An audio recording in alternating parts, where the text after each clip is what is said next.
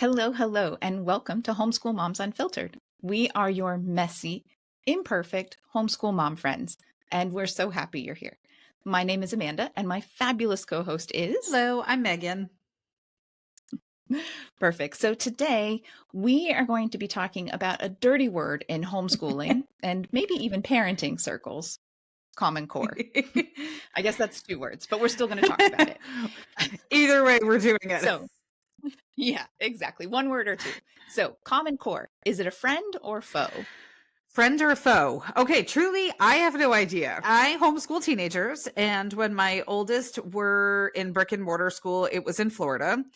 Add to the fact that we entered into the homeschooling world and became unschoolers. We haven't used any traditional curriculum while homeschooling.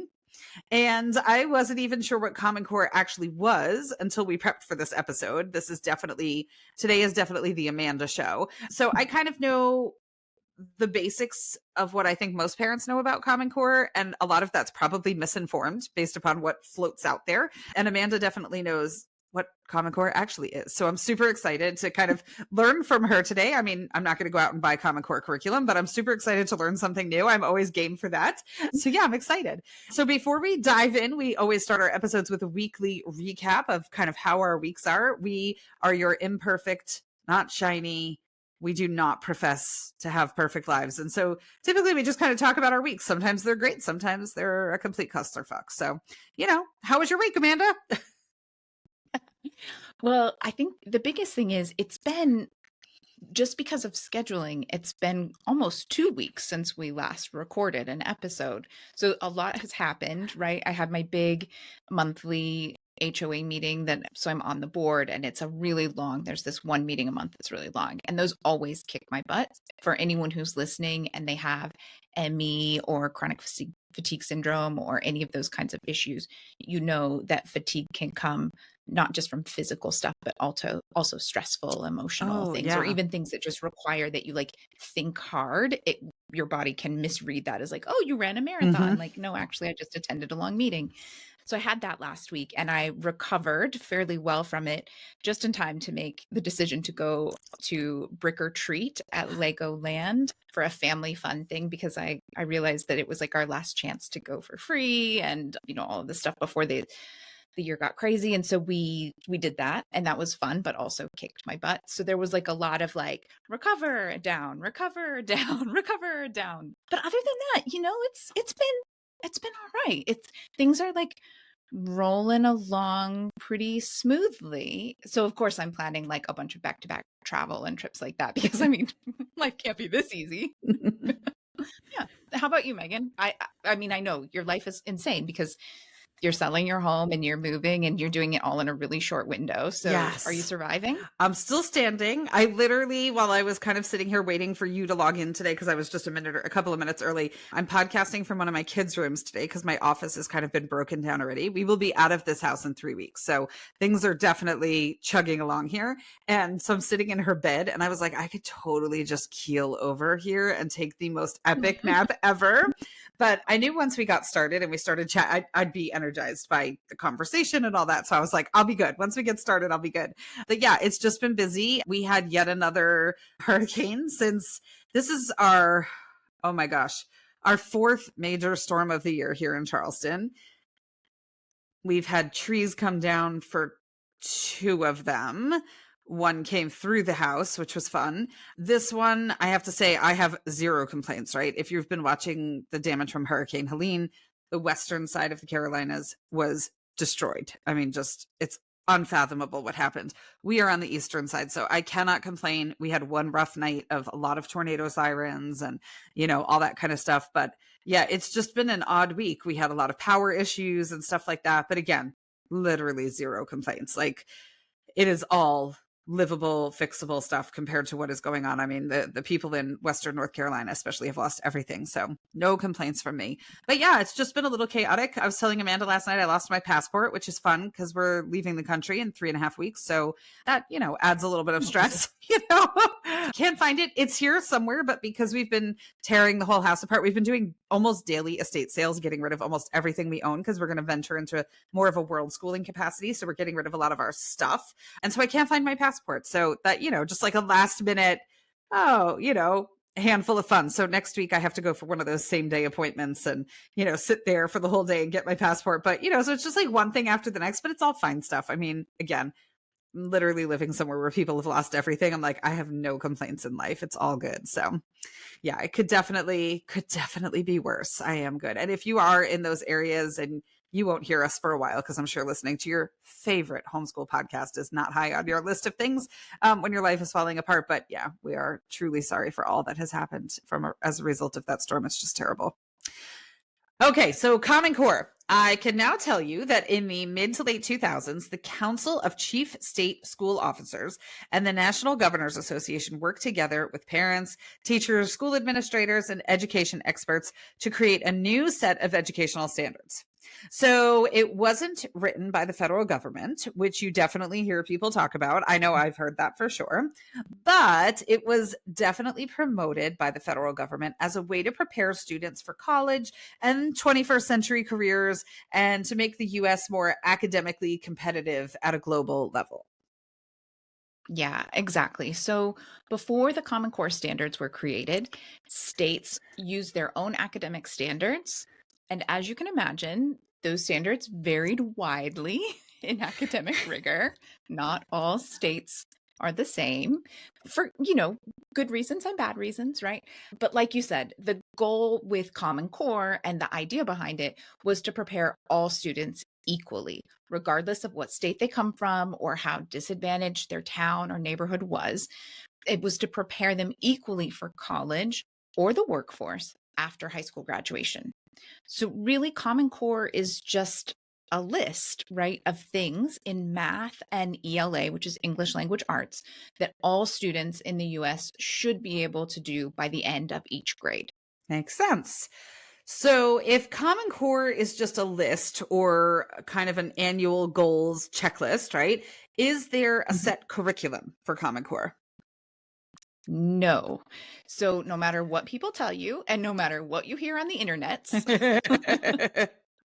right, there's no set curriculum. Okay, so the standards are much more flexible than that. And that means that each state and school district, and, even individual school teachers could and can decide what curriculum to use and how to implement the new standards in their classroom, in their school, in their district, and then again at the state level. So, in a very broad nutshell, Common Core aims to teach children a strong foundation in math based on this idea of mathematical literacy and numerical fluency.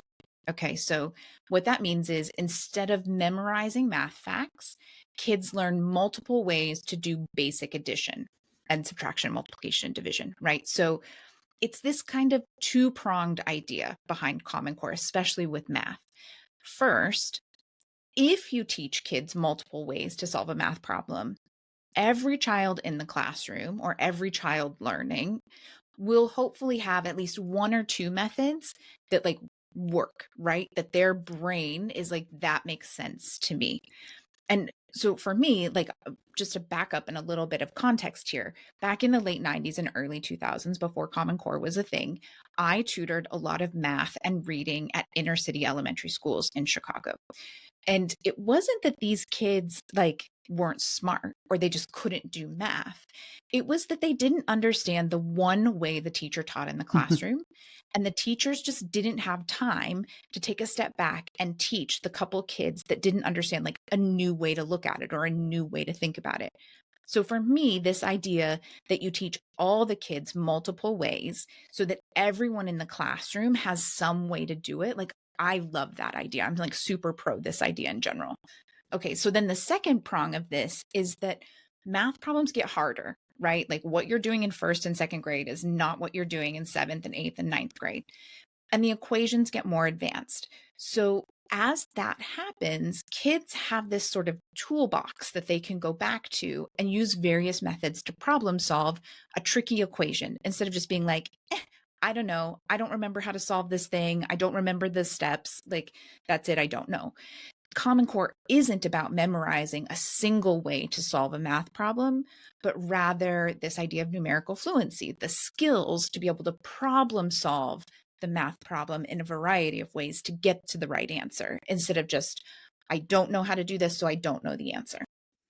Yeah, that makes perfect sense. I was thinking when you were talking about teaching kids multiple ways to do things, that was actually a factor in how we chose a math class for my youngest kiddo. He was in a math class that was like that. And I think I might have shared before that, that he'd be in this class that the teacher would say, who wants to share or whatever. And he'd be the first one to raise his hand. He's like, yes, I'm all in. Right. So here you have an engaged student who wants to share. He was done. He was ready to go. He'd have the answer right. And she'd say, great, good job. And how'd you get, like, can you walk us through your steps? And his steps were as ADHD brained as you could possibly get. And she would just be sitting there going, like, what class is this kid in? Like, this is not how I taught math, And I'm sure she was supportive in some way, but also kind of gave him a little bit of a hard time. Like, that's not how we do that, And in his brain, because he's super neurodivergent, he's like, lady, I got there first. I got it right. Like, I don't understand what your issue is, And so he's in a class now where the teacher always gives them 2 ways. And then if a student shows up with their super ADHD over the river and through the woods method for how they got the answer, he's like, teach us your way, because maybe my ways don't make sense for some of the other learners in class, but maybe your way will, or maybe it'll get them to where they need to be. So I am all for that. I love that. It's fantastic. Yeah. Yeah. Right. This idea, like number literacy. We talk all the time about literacy when it comes to ELA and really being able to work with text and understand, but we don't talk about it with math. In math, we have this idea like rote memorization. That's how you do it. And you can really hurt a lot of kids with this like one size fits all for anything. Well, to your point too, like, I mean, most people are familiar with the term dyslexia, right? Whether they truly understand what dyslexia is and what that might look like, is a different thing, but most people are at least familiar with the term. How many people have never heard the term dyscalculia? How many people have never been diagnosed with dyscalculia that have it? And they walk through life just thinking they suck at math, right? Or are kind of written off as just like a terrible math student. And it's like, because we don't focus on that literacy in math in those ways, right? And there's a lot of people that are like that. To this day, I don't know if I have dyscalculia or if I truly do just suck at math. It might be probably more the latter, right? Yeah, but it's that same thing, right? Even all learning disabilities are on a spectrum, and whether you have a small issue or a large issue, like I reverse numbers all the time. And so I try to be really aware of that with my kiddo and make sure that he's being careful about that in case he gets that small bit of learning disability from me. It's the only area that I really have a problem. But if you list off your phone number to me, I can almost guarantee that I don't have it right. Whatever I wrote down is not what you told me. Simple as that, right? And so like we just overlook so many of those kinds of things. Yeah. So, and it's true. If you're working with a kiddo at home who's really struggling with math, it might be more than just struggling with math, right? Like get it checked out. It doesn't hurt. It might be expensive, but it doesn't hurt aside from the expense, Yeah. So, okay. So I can definitely see how all of that, what you've just described about Common Core, how all of that would be helpful in a big picture. I know for myself, I rarely remember specific equations and random theorems that I learned in high school math. I joke around about it with my kids. I mean, I got an A in chemistry. To this day, I have no idea what a joule is. I mean, my kiddo took a class I shared over the summer. My kiddo took a college algebra class with ASU over the summer.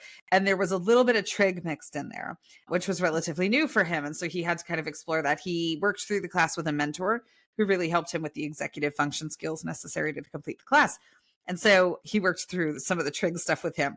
And I said, I am great at trig. And he looked at me like, there's got to be a catch here, right? And I said, listen, when I went to high school, we wore uniforms and I wore a kilt. So it wrapped in the front, right?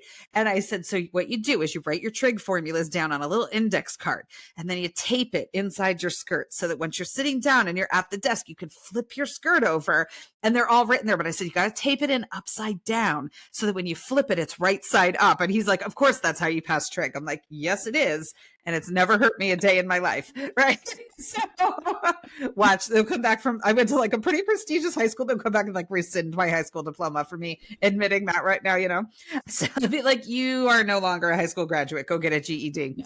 So, But that's And we have talked about it. You can give yourself a diploma as a school, as a homeschooler. There yeah, you go. exactly. I'm back, right? I mean, hey, if Roger Billings at Acellus can just make up diplomas for whoever works for him, I can give myself a diploma. That works, right? All right. So, but it's not to say, I mean, listen, there's legitimate times I have to do math. We've moved every 2 years from my husband's shop. That means we're constantly doing stuff with money, finance. How much are we putting into the house? How much is our interest rate? Then we're moving. What's going to fit in the house? What's not going to fit in the house? Today we were having a whole, what size storage container do we need after this move? Like, there's still a ton of need for math in the everyday world. I shared a couple of weeks ago how right before a showing, we were trying to fix something and one of my kids put a foot through drywall while we were trying to fix something. So we had like a minor problem that became a really massive problem when we fixed the minor problem, which was a really fun treat for my week, But, I mean, I'm at Home Depot at 9:00 at night, figuring out how much drywall I need, how much paint I'm going to need, like all this kind of stuff. I have a kiddo who we've talked about her before. She's a weaver. The amount of math that goes into weaving to warp a loom, I literally couldn't do that math if you paid me. The funny thing is, one of her weaving mentors from when she first started and she was new she has this amazing online weaving school, and she's based in Australia, but she's a homeschool mom in Australia. So the fact that my kiddo was 12, I think, when she was taking class with her, and she'd get stuck on some of the math, and my brain doesn't work that way. I wasn't getting it. And she would literally send her a message and be like, can you help me with the math? And she was basically homeschooling my kid through weaving math, right? So yeah, there's tons of times in the real world, whether it's baking, finance, home decorating, whatever, that we end up, doing math. So yeah, true story. So that said, I can also understand why so many parents struggle with helping their kids with the sort of math homework that they're seeing. I mean, it makes sense. We're selling our house and our realtor sent me a page of kindergarten math homework a couple of weeks ago. She's like, you're a homeschool mom. What is it asking here? I'm like, yeah, that's not how we homeschool. Like, you have a very different view. I'd be happy to help your kindergartner, but I'm like, I don't even understand what they're talking about here. I can tell you what the answer to the problem is, but the way that they were trying to get the kids there, I was like, I don't have a freaking clue what they're asking these kids to do. So if we as parents don't already have a strong foundation in this math, the idea of teaching kids numerical literacy can be pretty daunting. I totally understand that. Yeah. Sure. Okay, so we're not done talking about Common Core. Amanda has tons of info for us this week, and I'm super excited to learn from her right along with you. So that'll be great. We're going to talk about Common Core in ELA and all sorts of stuff. But before we do, we just want to remind you that we host a Patreon account.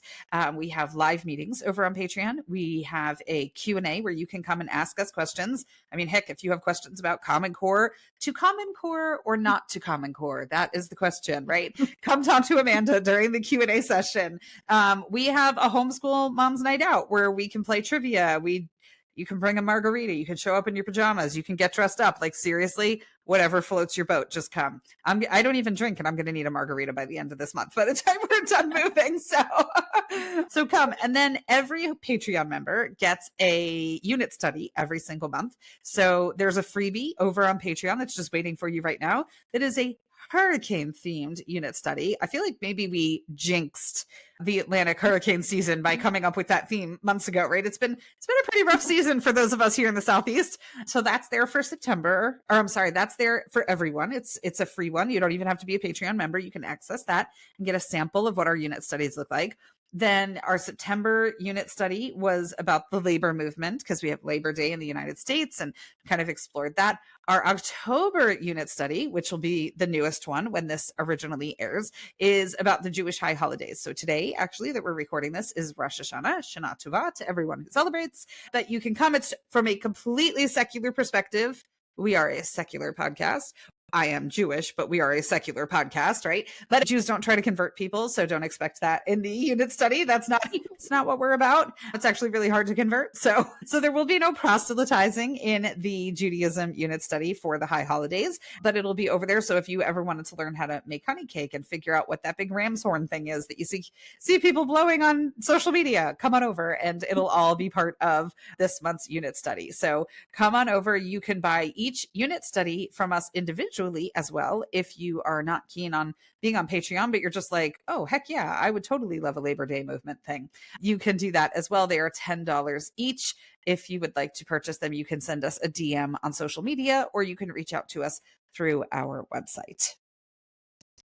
Yeah, perfect. I'm actually excited about the Holy Days one. We try to do a lot of religious cultural Yes. education, right? We do some stuff around like more Christian holidays, especially with Christmas coming up and how that's done in different countries. We do a lot of stuff around Lunar New Year and Asian holidays because that's part of our family culture.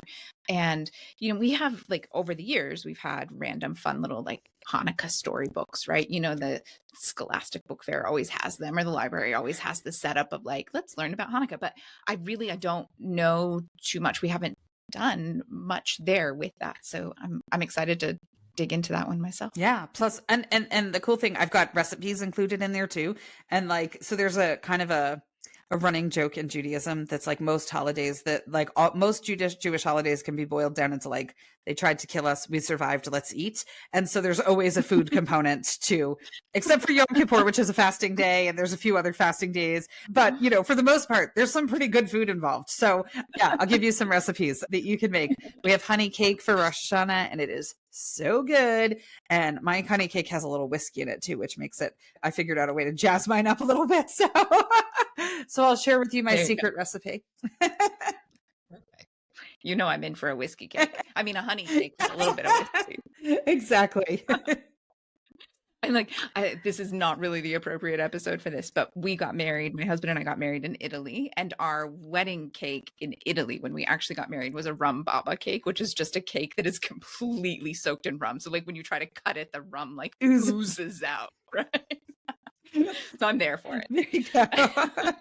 This gets cooked ahead of time. So if you're listening to that being like, she's trying to, come on. Well, I'm just thinking if there's somebody who has like an 8-year-old and they're like, well, I don't really want my kid to get drunk while learning about Rosh Hashanah. So the alcohol will get cooked out, but it does add a really nice flavor. So I can see that. Yeah. The depth. I see it. I'm there with you. I may be the person who pours the glass to drink while I also put a splash in my recipe, but I understand how the cooking it out works. A little for the honey cake, a little for me. A little for the honey cake, a little for me. Yep. All right. So back to Common Core, right? We talked about math, right? And this idea of trying to build numerical literacy and fluency. You've also got your ELA, which is where kids are supposed to be broadening their knowledge base, thinking critically, and learning to base arguments on evidence, right? So to do this, the standards are trying to like switch things a little. Up until this point, there was a lot more like, write an essay about your summer and these kinds of personal narratives, things like that. So the standards say, all right, look, kids should be reading more nonfiction and writing more opinion pieces instead of these like strict personal narratives. So you've got more research papers and more of these like persuasive opinion piece writing things in the whole Common Core idea, right? The problem with this was that the creators of the standards thought like, oh, obviously this is going to extend to social studies and history and science, right? That's where you read lots of nonfiction text and you will use that text in practicing these skills of how to write an argument or support your argument based on evidence. It didn't exactly work out that way. So it was supposed to be 50% of all reading was nonfiction reading. And if you're doing it in science and history and social studies and all of those things, 50% is pretty easy to reach. Yeah. But the reality was schools, they have these things in silos, right? And they kept them in silos. So the ELA standards were only happening in English class. And now English class has become much more about reading short nonfiction texts, and you're no longer reading novels, right? And you're not even actually doing research projects in your English class. So that said, there's a really popular book sort of curriculum out there. It's called The Writing Revolution. It's really popular with teachers. It's really popular in homeschooling, especially for more traditional homeschoolers, right? And they're they're talking about this idea of interdisciplinary learning and applying these traditional ELA skills and tools to all of the various subjects that you're studying. And I think that it's starting to show that these ELA standards are slowly shifting towards a more interdisciplinary approach, right? And we're going to get back to more novels in actual ELA class. And it not being because like the standards, I think they say by like high school, kids should be reading 70% of their reading should be nonfiction. And the reality is, right, in high school, they should be doing more research papers. They should be doing more of those kinds of things. So yeah, 70% of their reading should be, resources for your research paper and for things like this. But that doesn't mean that they're not still reading novels in English class. There's an article that just came out today.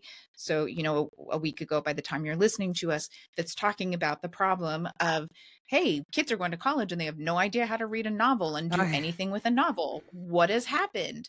This is what's happened, right? They looked at these, they're like, oh, they have to read 70% nonfiction in English class, but that's not what it was supposed to be. It Right. was like for the whole year, like let's make sure that we're really focusing on how to use nonfiction text to support your ideas, right? Like you have an opinion, you want like that's like critical thinking skills. These are things that we want our kids to have. Yeah. Yeah, for sure. Right. Super And like, important. oh, yeah. Yeah. I actually just recently joined a nonfiction book club because I'm very guilty of living my life in fiction, unless it's for a book club activity, whether it's this book club or another book club that I'm in and, all of that. So, but there's some great nonfiction books out there that I'm starting to discover. My to be read list is getting longer by the day, which is, it Yeah. didn't need to happen. And podcasts, it's true, but podcasts make that so much easier, right? Like you can listen to a Malcolm Gladwell podcast, and that is essentially reading a bunch of research articles or a nonfiction book that has been put in a really interesting way and light, right? So it's so much easier these days. It doesn't have to be boring. Yeah. And it doesn't have to be short nonfiction snippets in English Kind of class dumbing it down. Yeah. cover. Yeah. Yeah, Exactly. exactly. Well, we've talked about it before. I am not about subjects and silos. So I love the fact that that's even very slowly starting to starting to kind of hopefully break down just a little bit, because the reality is in adult life, we very rarely use subjects isolated in silos. So it's just a matter of us not preparing our kids for the world that they'll actually function in when we teach solely that way. Right. Okay. So elephant in the room, Amanda, standardized tests, right? Lots of parents have a real problem with the way Common Core is assessed with standardized tests. Common Core standards were announced in 2010, and they were rolled out to classrooms widely during 2014 and 2015 during that school year there. And the standardized tests did get harder because Common Core was supposed to be more rigorous. In fact, the Thomas B. Fordham Institute determined that the Common Core standards are clearly superior to those currently in use in 39 states in math and 37 states in English. For 33 states, the Common Core is superior in both math and reading. And that was all written in an article that was in the Wall Street Journal titled "The School Standards Pushback." But standardized tests were already problematic in the United States. This is not something new that is a result of Common Core. We've never quite figured this one out. In 2001, we had the No Child Left Behind Act of Congress, and we talked about that a whole bunch in our episode that was titled "What the Fuck Did We Do to Kindergarten?" because that trickled down and really ruined the lives of 5-year-olds in a lot of ways. And so that No Child Left Behind Act created mandatory standardized testing and tied public school funding to test scores, right? And we all know once money gets involved, things start getting really complicated and muddy sometimes. So once schools started implementing the Common Core standards around 2014, what the tests actually tested for changed, but the mandate and requirements didn't change. They didn't change until 2015, when No Child Left Behind was replaced by the Every Student Succeeds Act in December 2015. Now, that's a whole tangent that we won't go into today. Amanda, you'll have a second episode where you get to talk about all that fun stuff, where you just get to go get on your soapbox and talk about all that stuff, right? But it was far more politically motivated than Common Core ever was. So, Yeah. So yeah, No Child Left Behind. We talked about that a lot. We don't have to keep going at it. I will say I do truly believe that they had the best of intentions when putting it together and getting it passed with bipartisan support. But yeah, talk about hindsight being 2020. It significantly altered the landscape of education in the United States. And I am not sure that there are very many people who would argue it changed it for the better, Mm-hmm. right? Like it's like, yeah, Eek. unfortunate. Yeah. Yeah. Okay. So, is Common Core a friend or a foe? It's hard to say definitively as it has its proponents and opponents from all sides and for lots of different reasons. So, in an article titled What Happened to the Common Core from the Harvard Graduate School of Education magazine, Rick Hess, who is the director of education policy studies at the American Enterprise Institute, said, on the right, the Common Core is really a proxy fight over Obamacare and concerns about slippery slope and federal involvement in state and local self determination. On the left, it serves as a proxy fight over standardized testing being tied to teacher evaluations. Teachers' unions have consistently supported Common Core as a set of instructional standards, he notes, but dislike the testing component, which is supersized under the core. Yeah, right. So we can all agree No Child Left Behind isn't great. Common Core, on the other hand, I think opinions on it, and they're definitely just much more split, right? It was never meant to become the political issue that it is these days. It was never meant to be a dirty word, right? It was never meant to be a left versus right. It was absolutely a bipartisan effort at the state level to improve to improve education. That might be an accurate description sometimes. There is that, right? All right. It was definitely a bipartisan effort at the state level to improve education across the US. Plenty of people still believe the US needs better education and to better educate its youth. And globally, there's no arguing that the US is middle of the road at Yeah, we're best when it struggling. comes to, yeah, right, when it comes to comparing test scores and just this general idea of like higher ability for 21st century jobs. So I personally think Common Core just needs more time, right? It's an entirely new and different way of teaching kids. Sure, there was lots of money for professional development, but there were also lots of teachers and lots of schools that needed that money, right? So who got it?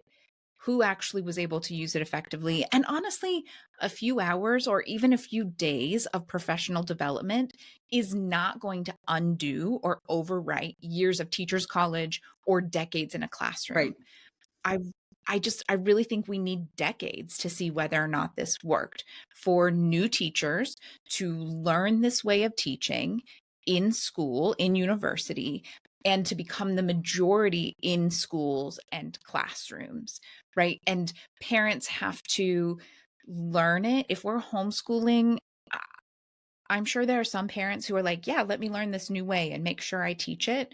But we're going to really see that shift when it's the parents who learned Common Core through school and are now teaching their kids homeschooling with the Common Core that they learned in school, right? It's just going to take time for that shift to happen. That said, I do personally think that embracing the ideas behind Common Core standards in homeschooling, especially, can really help you raise critical thinkers that are far more ready for the real world than many of their peers. And we talk about that over and over, right? That's the main reason that we're homeschooling, especially those people listening to this podcast, right? We're trying to make sure that we give the kids the education we think that they deserve and they need to be successful in life. And I do think the idea behind Common Core and those the idea of numerical literacy and being able to better support your arguments and be critical thinkers, those are really good skills. Yeah. And and skills that we're seeing the results play out as young people enter the workforce and enter the real world. We're seeing the results of them not having those skills play out, I think, in a pretty large way. So it might be Mhm. worth examining something else, even if it seems really wacky, right? Yeah. It might. Yeah. Okay, so I can see everything that you're saying. That all makes sense. I have a couple of questions from our conversation today, and I feel like I might not be alone with my questions, that maybe parents who are listening might have those questions as well. Okay. I'm going to tell you what I tell Winston all the time. I have an answer for your question. It may not have anything to do with your question, but I definitely have an answer. Or it might be ask Alexa or go Google it, or which is totally fine because I mean, I literally came up with these questions while listening to you talk, so you don't know them ahead of time. There, so if you don't know something, obviously, no worries. Heck, if I'm really feeling friendly, I can edit it out at the end. Okay. So when you're looking at curriculum, right? I'm not a curriculum buyer, so this is not something that I do. If you're a homeschool parent and you're looking at curriculum, I know sometimes I hear people say, like, I'm specifically looking for something that's not Common Core aligned or that is Common Core aligned. Like when you're looking at something, first of all, you personally, are you primarily looking for things that are Common Core aligned? And then number two, like how, when you're looking at curriculums, how can you tell fairly easily what standards that curriculum is built on? So, if you are homeschooling now in 2024, you have to try really hard to find curriculum that is not, especially if you are homeschooling secularly, you have to try very hard to find curriculum that is not based off of Common Core Okay. standards. For the most part, if someone says, I want something that isn't Common Core, they're looking for a Christian religious curriculum. Okay. And is that because Yeah. Common Core includes things that might look like real science or like scary things like that? Or why do you think that might be? I think well, there was that one quote that we talked about, right? It's just, it wasn't meant to be when it first came out. It was meant to be a bipartisan effort to improve education, but it pretty quickly became kind of this false flag thing of like, oh, it's federal government overreach and look at what those crazy liberals are trying to do. And I mean, it wasn't meant to be that way. It wasn't put in place by the federal government. They did give grants for it, which is why people often say the federal government pushed it. And they'll say, well, the governors did it, but the governors didn't have a choice, right? The federal government made the governors, but it came from a more grassroots level, but it just, like, coverage and media and, I mean, the last 10 years, it's only been out in the schools for the last 10 years. Which And you can look at the probably, last 10 years. yeah. Aside from the Civil Yeah. War, this is probably the most divisive 10 years in American history. Yeah. Yeah, right. So I mean, it's an easy thing. It's a very easy thing to be like, oh, look at what the crazy liberal federal government overreach, it came into place while Obama was there. So, of course it's bad.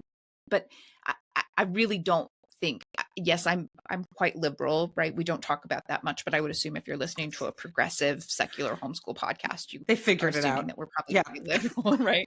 Yeah.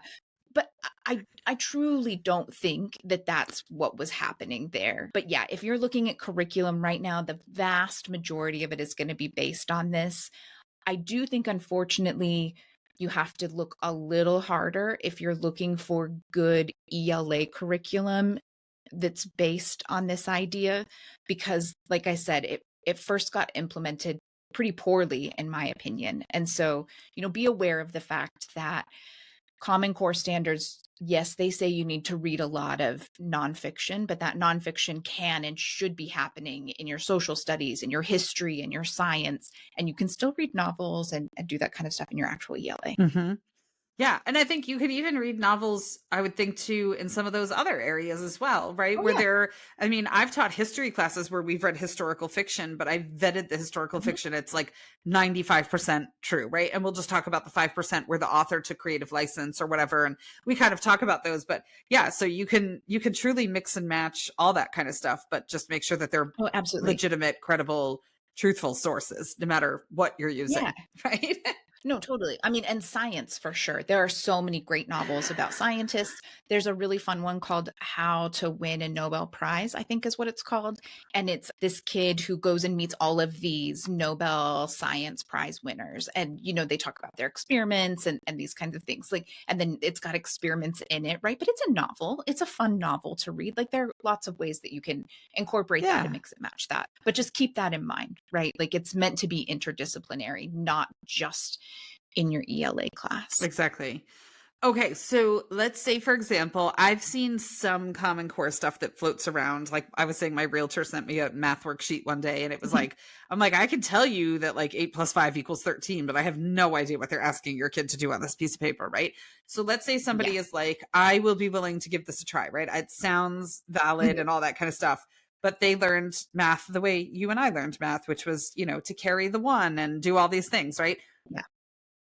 Where do they start? Like like when you run into that stuff in your homeschool life, how are you Mhm. helping your kiddo through that where you have to first learn it? Like, are you doing it together? How much time is it taking you to retrain your brain so that you can effectively teach it? How's that all going? Well, I think for me, it was easier because we started with basic curriculum that was based on Common Core. So we did, when he was younger, we did Singapore dimensions math.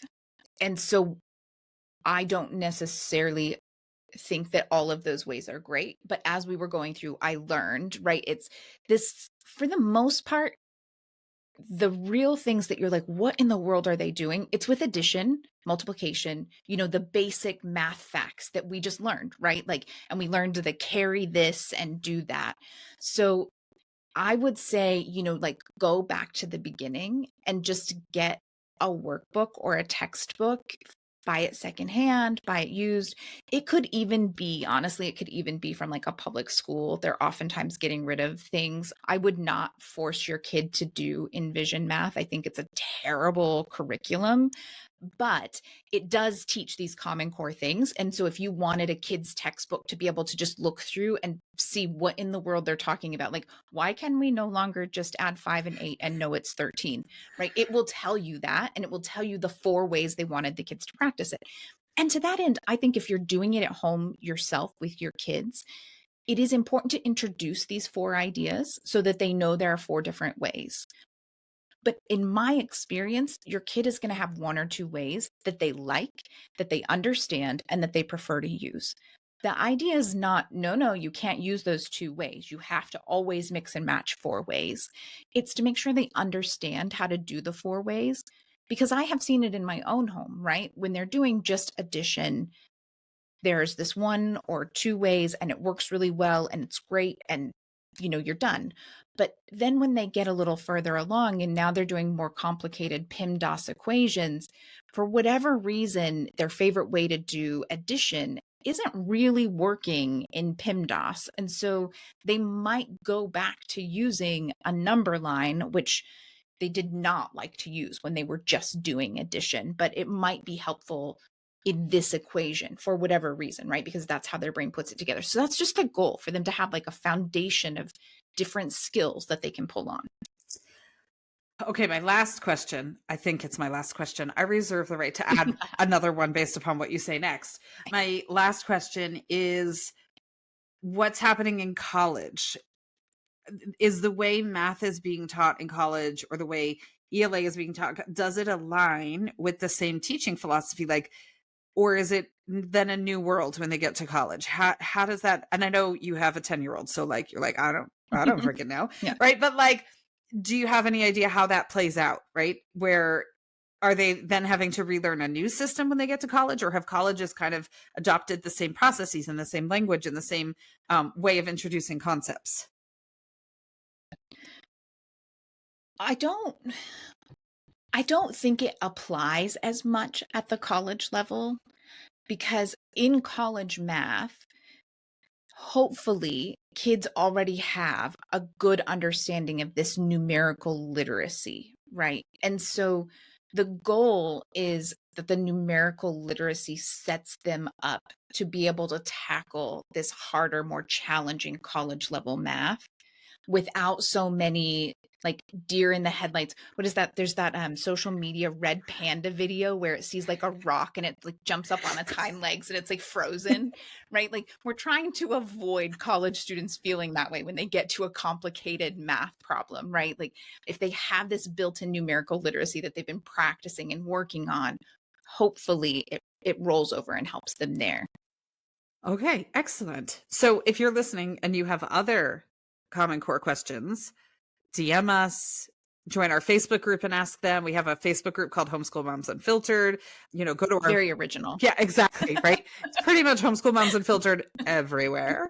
Yeah, so find us, right? Find us, ask your Common Core questions.